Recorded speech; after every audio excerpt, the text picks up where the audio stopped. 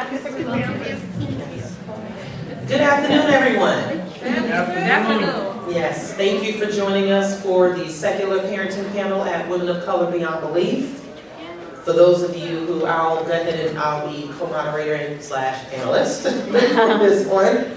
And for those of you who I'll just reintroduce myself. Mandisa Thomas, founder and president of Black Non-Believers, born and raised in New York City, been in Atlanta, Georgia, the Atlanta, Georgia area since the end of 1997. Actually moved down to Atlanta when my daughter was 3 weeks old. And we've been there ever since. And I now have, my daughter's now 21, and I also have a 13, soon to be 14-year-old son, and a 10-year-old son. And so that is just my background in addition to the work in the movement. I have been raising a family, and up until last year, was working full-time until I decided to resign from my full-time job and take on activism full-time. So yes, talk about wearing many hats, as many of us do. And so I will pass the microphone over to my other panelists so they can reintroduce themselves. Okay, hello everyone. My name is Marquita Tucker. I'm co-organizer for Black Non-Believers in Detroit. I am a mother of 4. I have 3 boys and 1 girl. Well, I gotta remember the ages. 15, so many of them. 15, 14, about to be 13, and a 10-year-old daughter. Yes, so those are all the boys and then the baby girl. I'm a full-time employee at an auto finance company. I'm a business analyst, so I work in IT doing stuff. I recently, in 2017, finished my master's degree, and I'm working on a PhD in information management, and yeah, I do a lot of stuff, so, all right, Sean. Good afternoon. I'm Deanna Adams. I am from Houston, Texas, Asia, and mother of 3. I also have a 10-year-old daughter and a 13-year-old son and an 18-year-old son. All the hats. Let's see. Professionally, I've been in sales for the last 12 years, but currently unemployed. My contract expired, so I'm working on building a luxury candle business, and seeing where else the next kind of roads take me with that. And socially, I work a lot with mutual aid, disaster recovery in the Houston area, as well as formerly I've been a part of Houston Black Non-Believers and Humanists of Houston. Thank you all very much for the introductions. And so the first part of this panel will be our backgrounds in our upbringing and how it has affected our parenting. So for those of you who aren't familiar with my upbringing, I wasn't formally raised religious. I was raised in the Black conscious community, Black nationalism. And so my father grew up in a church, he hated it. And my mother wasn't formally religious. My grandmother actually was one of my first secular influences. She was very, very, very big on family, but whenever there were gatherings, there was never any prayer. Easter was always about the Easter bunny. And so there wasn't that much of a religious influence on that side of the family. Now, my paternal grandmother, that was different. And so I was also raised a classically trained singer, but I used to sing in various churches, so I was never made to believe in any one religion or any one God as if they actually existed. My mother took me and my brothers to the library all the time. We went to a lot of cultural programs that I didn't escape indoctrination, because I think that that's something that we need to understand, that religion isn't the only form of indoctrination that we encounter. And so, but I do consider myself fortunate in the regard that I didn't have to let go of that strict upbringing in a church where I was actually taught or convinced or coerced to believe in that God. And actually, whenever I used to sit in the churches when I would be a guest soloist, and I would kind of halfway listen to the sermons, and some of that stuff didn't really make sense to me. And I always found that I got more out of what I learned reading other books and also attending other educational programs. And that was the basis of how I decided to raise my children, was that I wasn't raised, I found that I got more of a better education and a better outlook on life without church. And so I was not going to force that on my kids. And being in the South in Atlanta, you know, one of the first questions you're always asked is what church you go to, as if that is the absolute go-to. And it's like, wow, yeah. And before I became involved in the movement and before I decided to re-identify as atheist, we just, as my husband and I decided that we just did not want to join a community that was going to be based in religion and faith. Because I remember growing up thinking about how hypocritical it was. And so, you know, from there, we just decided that as parents, you know, because you can read many books on parenting, there's never any one way, right way to do it. But we just decided that religion and church was not going to be the basis of the foundation of how we raised our children. And we found that I consider myself fortunate in already having that establishment of critical thinking and free thought, and having grown up in New York, that was a weight that I didn't have to carry for my kids. And so I consider myself much better off, and they are much better off as well. So I was able to improve upon what I learned growing up in implementing and raising my children. Little bit different, but not much different as far as growing up in religion. Like I said in my talk, my mom wasn't super religious, but she was raised by a Baptist minister, so she believed in God and would say some things about God, but it was never like a strict religious household. It wasn't like that. And then we dabbled in a couple of different religions. She was married at one time, and my stepfather was Catholic. So I went to a Catholic church a couple of times. I don't know what they do there. It's weird. And then my aunt was Jehovah's Witness, so we would go to the Kingdom Hall sometimes, so I dabbled in that. It was all different sects of Christianity. So my childhood wasn't super religious. It wasn't until I met who was going to be my husband that, you know, some of his family would say, like, well, if you want to be a wife, you need to learn about being a wife and church and stuff like that. I got baptized at his family's church and tried to be more religious and, you know, be that kind of nuclear family that's all religious and stuff and teachers their kids. We go to church and get dressed up and stuff.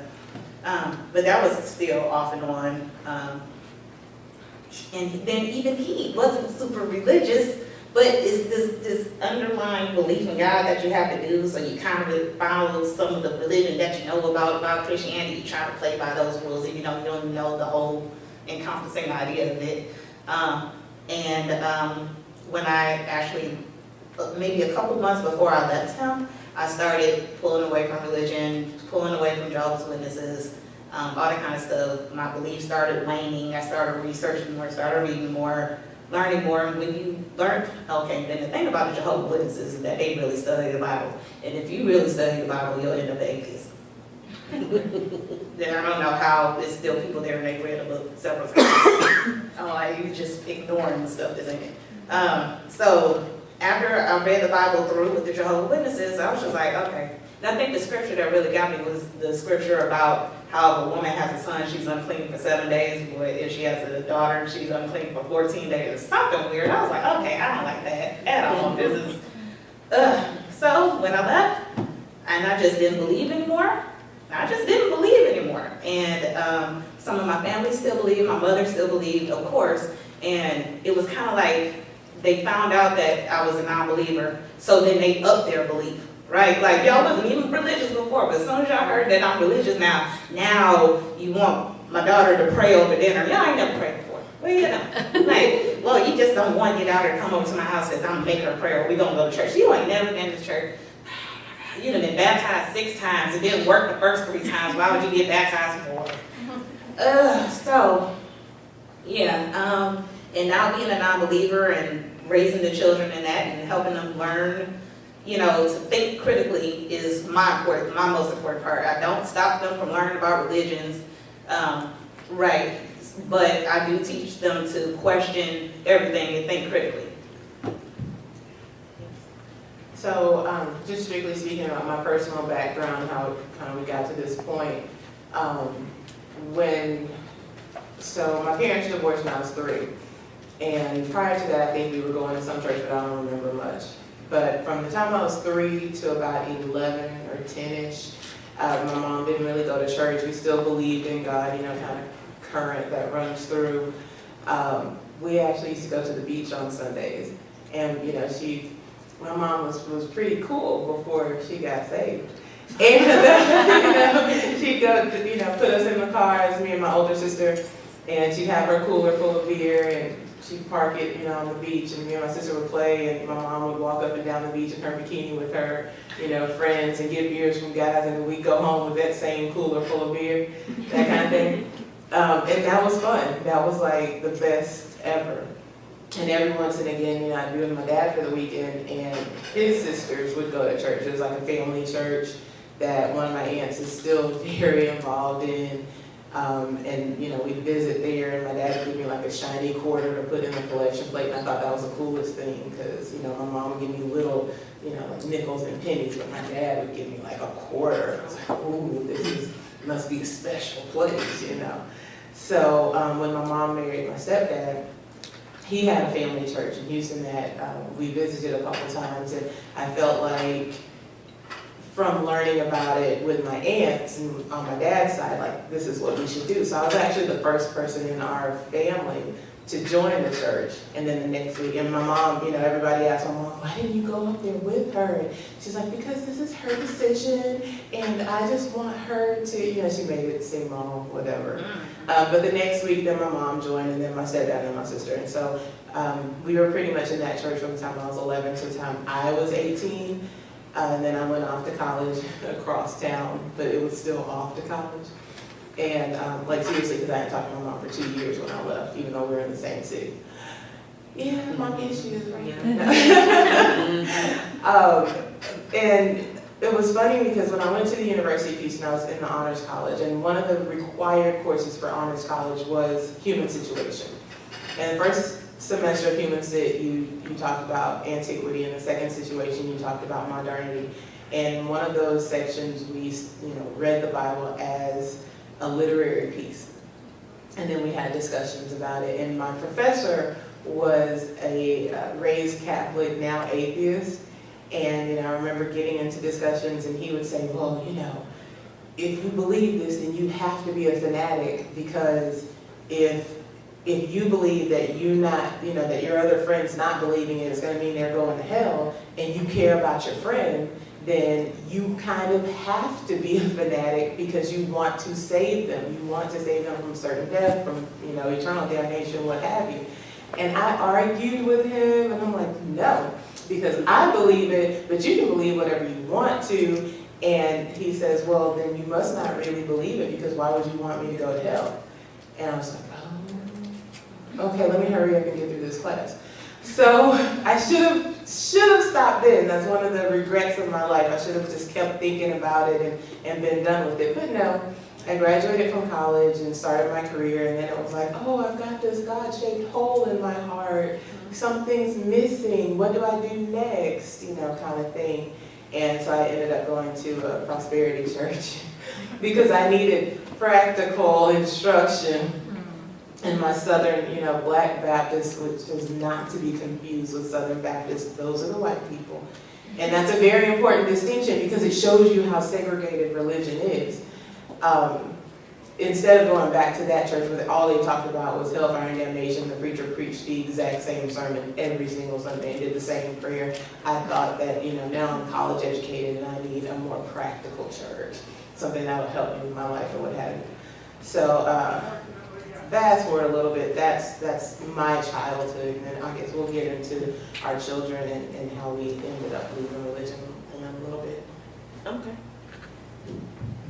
So the next, the next piece to this is, what do we find to be the most beneficial about being a secular parent? And for me, because I was pretty much raised secular, and I was able to take the good things that I remember and the very positive things from my childhood and apply them towards raising my children while understanding and unpacking, because yes, all three of us, I don't talk to my mother at all. Because again, I didn't escape indoctrination, I didn't escape abuse.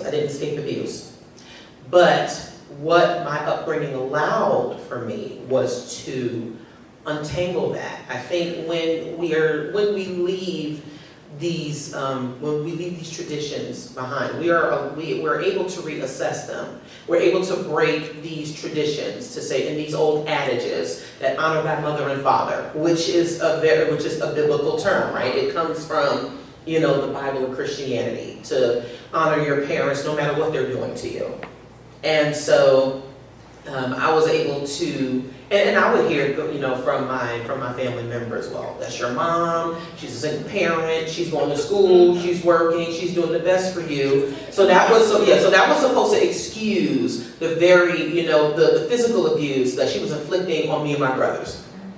And so as an adult, and when I became a parent, I was able to make a clear, conscious decision that physical punishment was not going to be my first line with my children. It just was not, because it's abusive and it's damaging. And we know there are studies, there are statistics to confirm and back up that spanking and hitting your children causes long-term damage, which is something I still unpack, because it is hard for me to sleep at night because of my childhood, but aspects of my childhood. However, one of the best parts of my childhood that I remember was my mother taking me and my brothers to see Crush Groove in Queens. How many of you are familiar with the movie Crush Groove? You should be, especially if you're a hip hop fan. So, but these are the types of things that I was able to implement with my children, because my daughter is she was raised on South Park. She is a South Park baby. And my kids know Rick and Morty. They know Family Guy. They know American Dad. And they also know some of the things that we grew up with, the Scooby-Doos and a lot of the other cartoons. So, but we're able to have good conversations around them. They know that other people curse. They know that there are things that we don't hide from them, but that we are able to have good discussions about as to what they can or what they should and shouldn't say in different places, and so instead of just dismissing it as being all bad and that they shouldn't do it, that everything is a variable. And that there are some things that they can and cannot do, or they should and should not do, and that there's something that they can understand. And that as a parent, I shouldn't always be upset about some of the things that they may say and do. Because it is okay. Because just as we were kids and we explored, so will they. And I think it has also allowed me to understand that yes, just as we went through that process, so do they. And as adults, we never stop learning. And as a matter of fact, there's so much more information now that as adults we can learn. And that there are some things that we do learn from our children as well. 100%. Exactly what you said, especially that last part about the conversations that you can have with your children. I think that's one of the best parts about being a secular parent. We can talk about everything. I didn't grow up talking to my mom at all. And similar situation, there was physical abuse. There was her punching me in the face because I asked for a car. Just kind of crazy stuff. She wouldn't let me out the house. I couldn't go to homecoming. I couldn't go to the party. I couldn't go to sleepovers. Couldn't do anything. I was just always in the house. I went to school, I came home. I went to school, I came home. I had to be up under her all the time. It's like she had this weird codependent thing happening. I don't know. Yeah. So, get therapy, man. So it's that. We didn't have those conversations. We didn't even have a conversation about sex. She told me it was nasty, don't do it. Okay. I All right, we didn't have to talk about menstruation, cycle, all that kind of stuff. All of this stuff that, you know, we didn't have these conversations about. And then I grow up and I'm all sheltered and scared to do anything and leave the house. It was after I left the husband and I think I was 29, 30 years old. The first time I went from, y'all don't know this, Detroit to Toledo. It's 45 minutes. That was the first and the furthest I ventured away from Detroit by myself. Like, it's ridiculous. So, having those conversations, being able to raise my children completely different than the way that I was raised. Yes, there are things you do, things you don't do. And sometimes it is because I said so, but oftentimes I want to have a conversation because there's a lot of background. You need to know why you can't do this because I want you to start being able to think critically and make things make sense. I don't want you to go to a job and someone tells you to do something, you just do it. And you don't ask why. Whereas, you know, whatever it is. So we talk about everything. We do. We talk about the Rick and Morty. We talk about that. They're big on YouTube. They find some crazy stuff on YouTube. Right. Yeah. And then we had conversations about the YouTube videos. They can ask me anything. They can come to me about anything because I won't be mad at them. And I think that that's very important. One of the coolest things about being a secular parent. So, long story, a little bit shorter. While I was married twice, and the second time I had a lot of guilt and shame about being married twice. So I tried really hard that time to be the best wife and Christian and everything, and that was the abusive marriage. So I tell the story, I left my abusive husband and abusive church on the same day, literally. The pastor told me if I walked out, she had invited him to minister to me after I kicked him out for escalating the abuse towards my son. And I saw him walking in the door and she said, you know, it's like, I gotta go, I'm going to my mom's of all places because I felt safer with my mother than this man, which should tell you a lot. And the pastor said to me, if you leave out of here now, then you might as well just not ever come back. And I'm like, okay. So, you know, that started my deconversion. And the thing, you know, to kind of like meld those two ideas together, what that did with my children was my oldest is trans. And as this is 2011, he was like 10, 11 years old, and we were still forcing him to put on dresses every Sunday and go to church, and he hated them from day one. You know, when you have a trans child, I truly believe that you know it in your heart before they ever come out. This child was at 2 years old, you know, trying to, yeah. So I was not surprised, but had I stayed in religion, because the first thing once I went through deconversion, I took my children with me. I would read something, I would talk to them about it. I would, you know, learn something new, I would share it with them.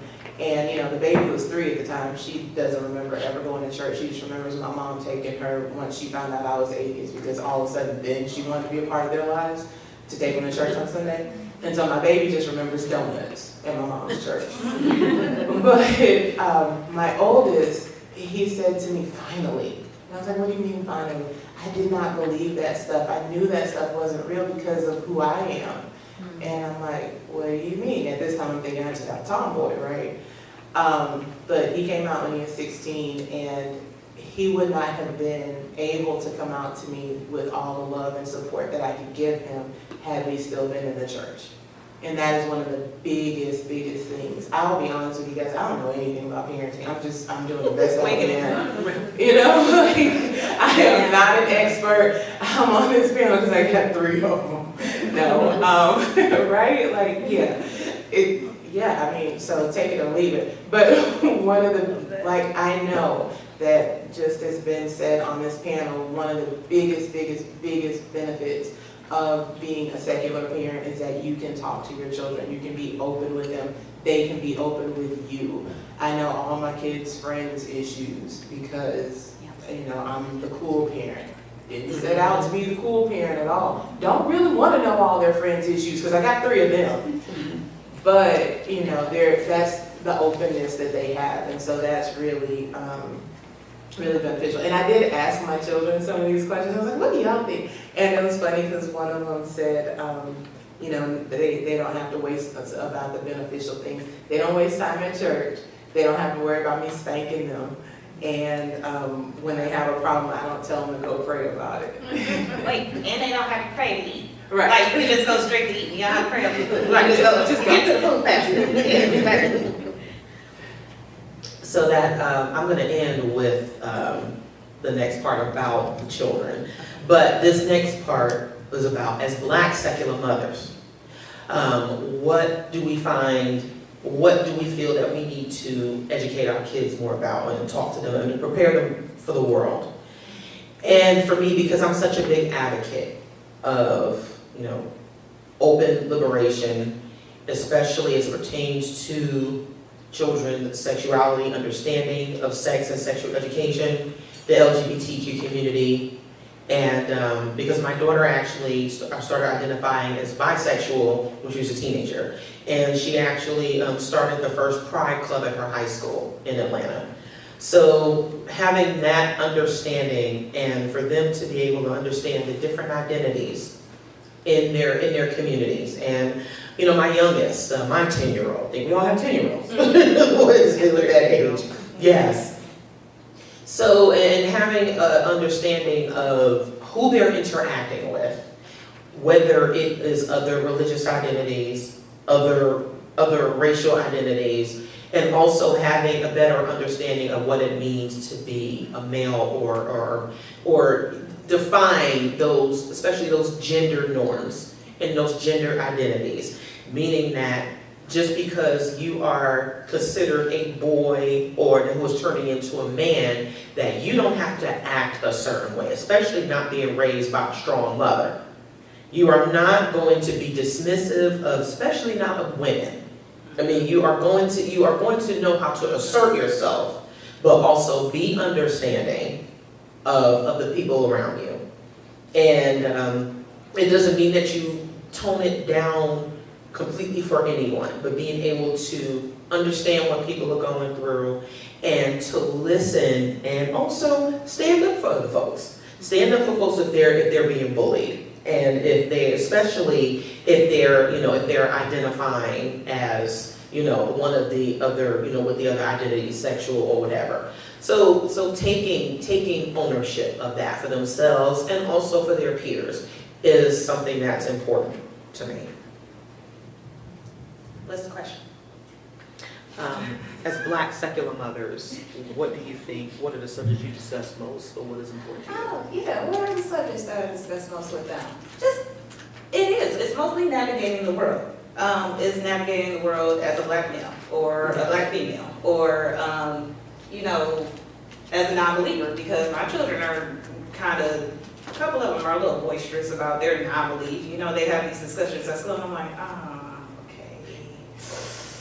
okay, we gotta practice how to talk about this, all right? Because, not everyone's understanding. People freak out, or they misunderstand, and, oh, you don't believe in God, then you're the devil. Now you got a reputation at school that your kid is the devil, now you get bullied, and that's a whole other thing you gotta deal with. So, we talk about these things. We talk a lot about safety. We talk a lot about education. We talk a lot about our futures. We talk a lot about the disagreements, and we talk about politics. We actually have that conversation. A lot of kids don't know about politics. That's a kid's place. You don't need to know. Yes, you do. You need to know about this, because you're going to grow up one day and vote for the legislators who are going to dictate all of our lives. Because, hell, we're going to be dead one day, and then it's on you. So we have all of these conversations. We talk about it. We talk about the differences. We talk about pros and cons. And I think that's one of the most important things that I do to try to prepare my children for their lives going forward. So here's another what I think I talk about and then what they tell me I talk about. I feel like as a specifically Black secular mother, I'm honest with them about how this country works and does not work for us. Mm-hmm. The importance of self-determination is really important in my parenting in my household, because as a secular woman, I know nobody's coming to save us. Mm-hmm. So it's not, you keep toiling away, baby, and God's gonna send somebody to, take us to the whatever. So there's a lot of that.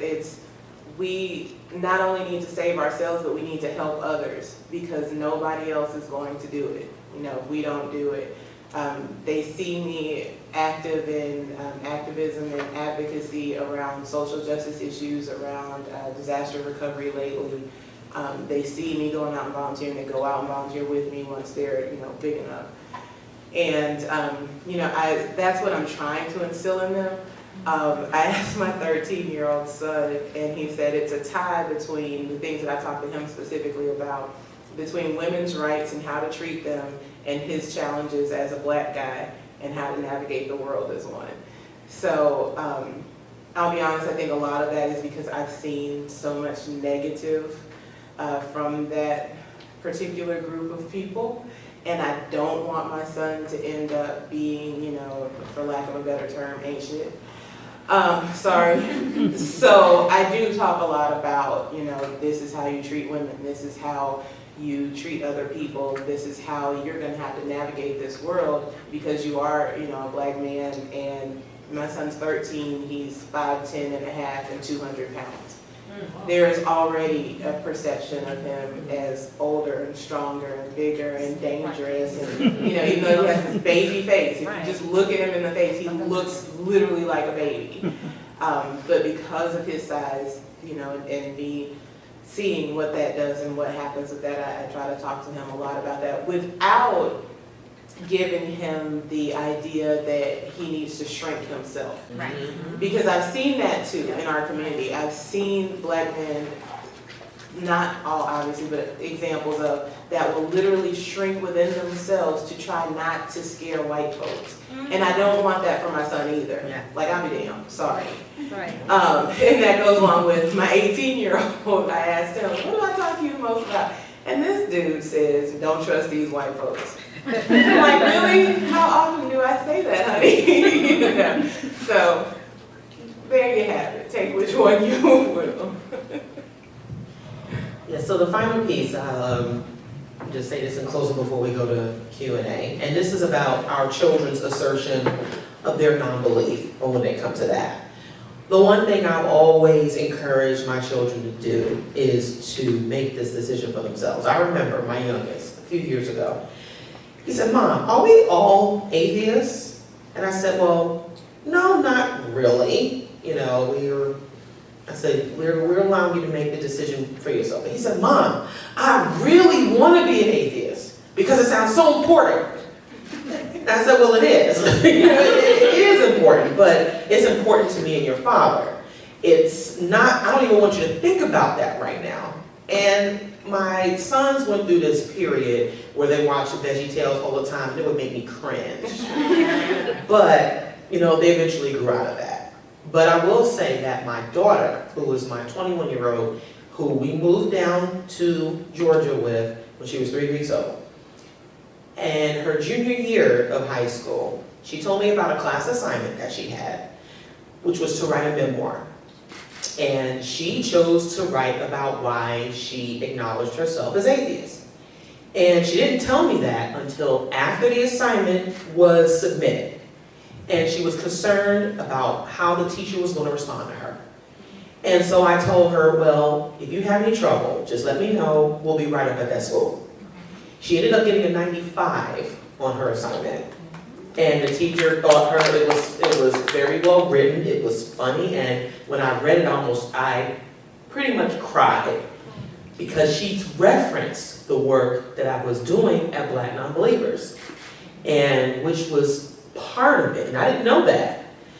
But I was so moved that I re-blogged it on our site, and it was eventually republished as an article for American Atheist Magazine in 2015. So she worked with the editors there. And so I say that because as strong of a woman as I am, first of all, my kids tease me, like, Mom, you're old. My 13 and 10-year-old, when I say certain things, they're like, yeah, Mom, don't do that. It's not cool. So, but they have that liberty. They have that freedom to kind of joke within limits to say certain things. But I do know that what we're doing does have an impact on them. And it's not simply for them, because we don't just stop living our lives, or we don't stop trying to develop ourselves simply because we have children. And that's the expectation, especially for women, is that when you have kids, your life is supposed to stop, and it doesn't. So, but when we continue on in what we do, they see it. So hopefully that is a piece for them to navigate and to carry on, as they grow. So I just remember that, because my daughter is not as, she's actually going at the end of this month to teach English as a second language in China. She graduated with her bachelor's degree in 3 years, magna cum laude, from Johnson & Wales University. And she did that. We didn't do it, she did it. And we did it without being strict on her, that she had to hit the books every single moment. It was that she was allowed to live her life as a teenager and to develop. And so, as outspoken as she became, and because she knew she had that support, my boys know that too. And so, but there are a lot of people, like I said, I was a cool mom too. Some of her kids, my daughter's friends love coming to our house, and they knew we were atheists. So, I think that gives us some validation, a lot of validation to how we're raising our kids. So it does make a huge difference. And for them to be as outspoken, we try to navigate that. We don't try to tell them just don't say this, but I find that many of our secular children are more assertive and they have more leadership qualities. Why? Because we're not trying to stifle them. So navigating that has been a huge piece. Yeah. To piggyback on what she said, and about being the cool mom and all that, my mom wasn't cool, so you kind of want to do the opposite of what your mom did. So I do want to be the cool mom. And as far as it goes with the children, the 15-year-old and his belief system, he was with it. When I said I didn't believe no more, he was like, okay, good, because he did. He's just stereotypical dude about it. He's just like, yeah, right? And then the two middle boys, the 14 and the 13-year-old, sometimes I can hear them off in the distance having the conversation about it. They're both non-believers, and they had those conversations like, and then so-and-so said this about God, and if God did this, then that, and that doesn't make sense. So, like, that's so cool that they can have these conversations. It's like, wow, look at them, look, y'all have this, thinking about it and stuff. Now, my daughter, she's a party girl, right? She's 10, everything's party. With all of the children, I've never told them what they should or should not believe. It's the same thing with my diet, with my dietary restrictions or whatever I do. I'm a vegetarian. I don't make my children be vegetarian. Like, you still eat meat, I'm not doing it. So I'm the same way when it comes to religion. My daughter has a friend who attends a Catholic church.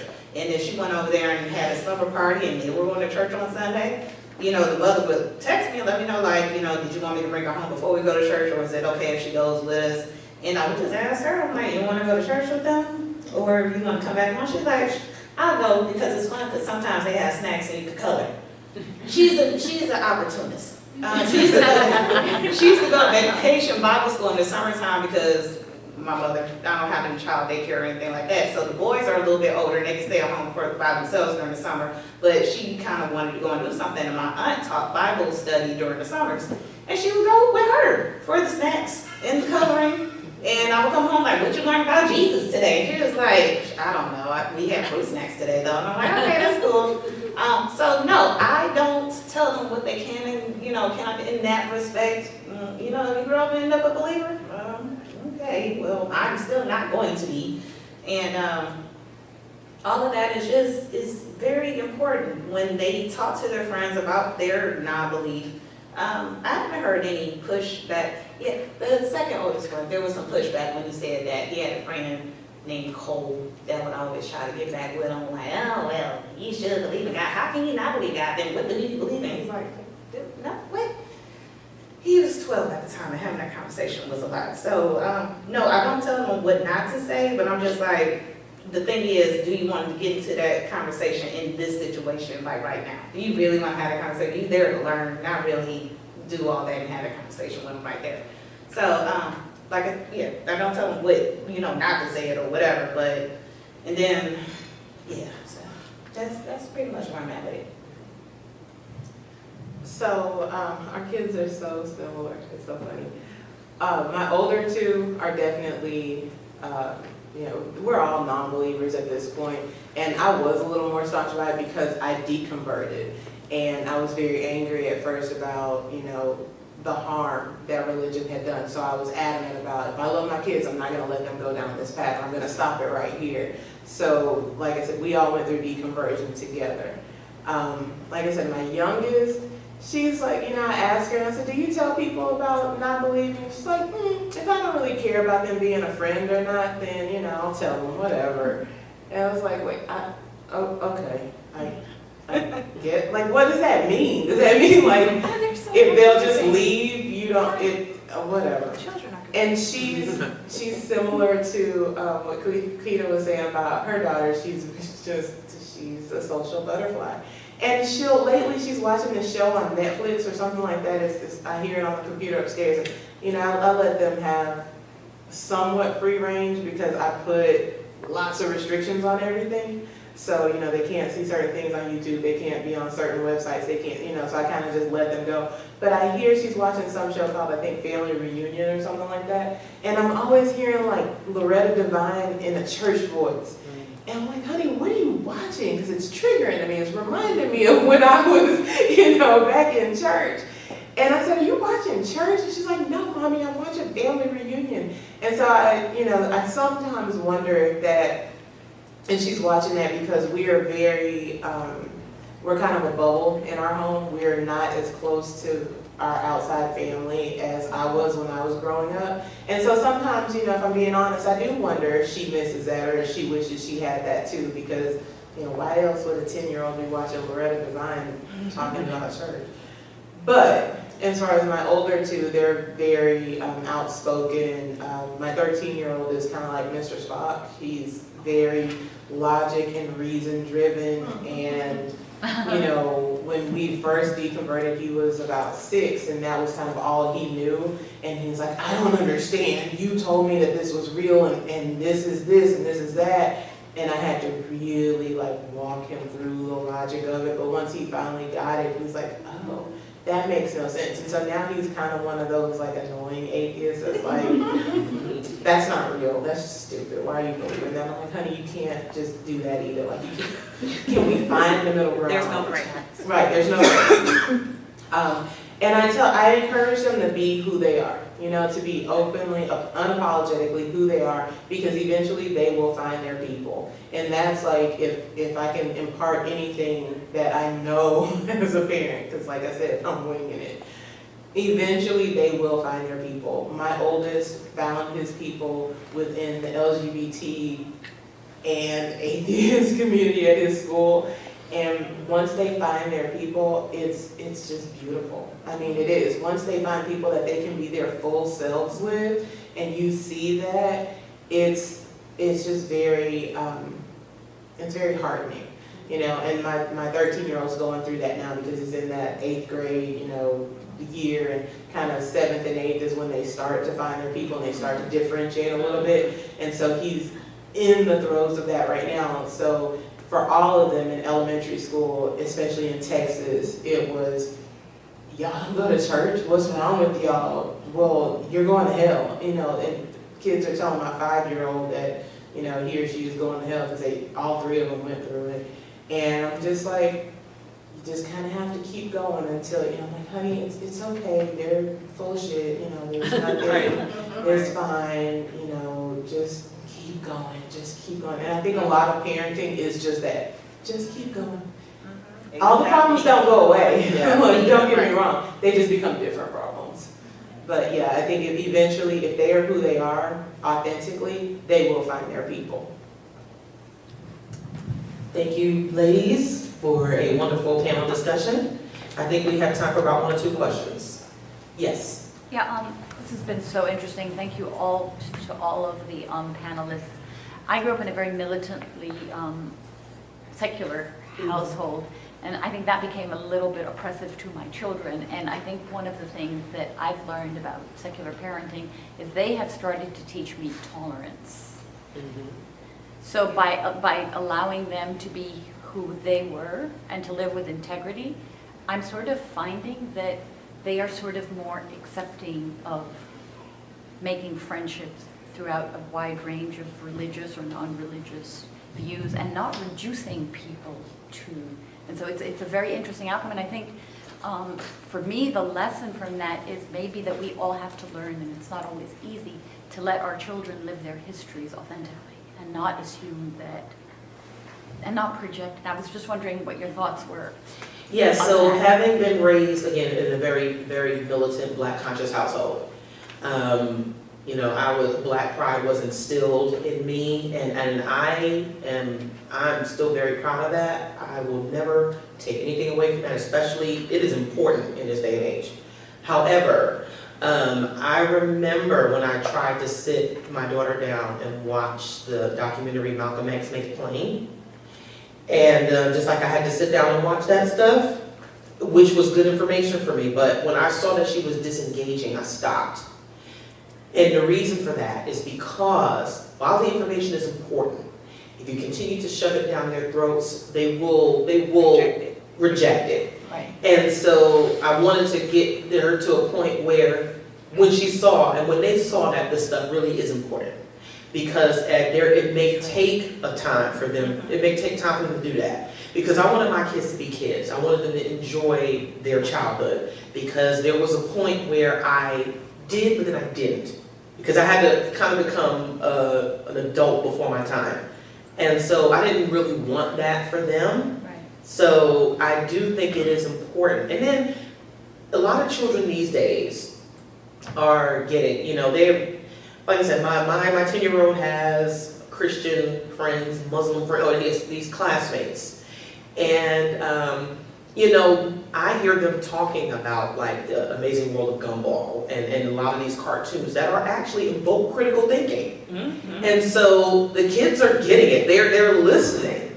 And so a lot of times maybe the parents, what some of their parents may be instilling is probably more of an education base, but the kids don't really, you know, at least where we live. And we're still in Georgia, the metro Atlanta area. But it's getting a bit more progressive. The kids never really care. It's always when the adults, you know, project their insecurities that it starts to become a problem.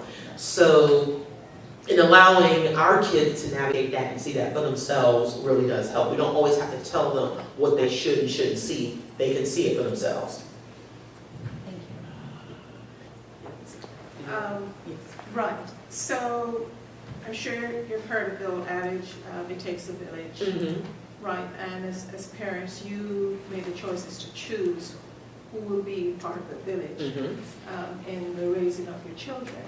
I'm particularly interested in the extended family, the absence or presence of the extended family, and how do you educate your children in terms of how to navigate some family members who may be religious zealots, and you still want them to recognize that this is still family, and if you're in their presence, what is it that your children would need to know in terms of having a dialogue with these family members who may want to project their religious beliefs onto your own children?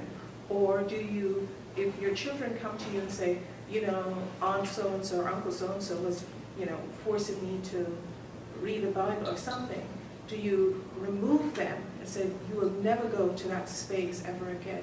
So I just wanted to kind of address, if you could please address, you know, how do you actually maintain that familial connection with your blood or extended family, and still maintain your children's authentic selves? Ain't no familial connection. Right. They both looking at me like, serious. Because I'm about that life. We've cut everybody off. We've cut them off. My mother's out. My auntie that's a Jehovah's Witness, she won't even talk to me because I'm an apostate. My aunt that's Church of Christ, she still weasels her way in every now and then. You know, I just want to drop them off a birthday card with their money in it, and she'll try to put in that conversation, you know, even to the point where one of the children, maybe a couple of summers ago, they were hanging out with her. Every summer she likes to take them out and do things, like take them to the movies or Zap Zone, like laser tag or something like that. And one time they came back home and they were like, oh yeah, Auntie told us that we only atheists because you are. And I'm like, oh, really? So if I was Christian and y'all were Christian, that would be okay? I mean, like, pick which one you want to do. Either, you want me to be Christian, so they can be Christian. But if I'm a non-believer, then that's bad, and then I'm a bad influence on my kids. Pick a struggle, lady. So they are cut off. Do I really care about keeping? My family was disjointed in the beginning, and then anyway, like we wasn't all close and happy and all kind of stuff to begin with. So cutting them off, it wasn't nothing to cut them off. We are currently in process of rebuilding our tribe. That's part of the tribe. We got Mandisa, Bridget was here, so there she go. She in our